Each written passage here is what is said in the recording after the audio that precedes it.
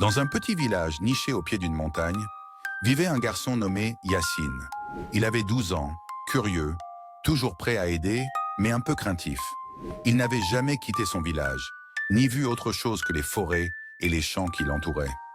Un soir d'hiver, alors que le vent soufflait fort, un tremblement de terre secoua violemment le village. Les maisons de pierre s'effondraient, les cris remplissaient l'air et la peur envahissait les cœurs. Yassine se réveilla en sursaut, son toit venait de tomber.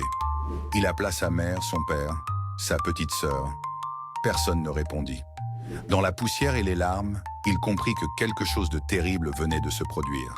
Il réussit à se faufiler hors des décombres. Son cœur battait à toute vitesse. Le silence pesait, entrecoupé par des appels à l'aide et des gémissements. Yassine se tenait là, seul, au milieu de ce qui était autrefois sa rue. Les maisons n'étaient plus que ruines. Il voulait pleurer, courir, s'enfuir. Mais quelque chose en lui le retint. Un petit garçon était coincé sous une poutre non loin de lui. Ses pleurs faibles brisaient le silence.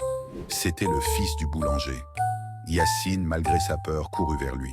Ses mains tremblaient, mais il essaya de soulever la poutre. Elle était lourde, trop lourde. Il cria à l'aide, mais personne ne répondit. Il regarda autour de lui, seul, dans l'obscurité. C'est à ce moment précis que quelque chose changea en lui. Une flamme s'alluma dans son cœur. Il comprit que s'il voulait sauver quelqu'un, il devait affronter sa peur. Il se releva, prit une longue respo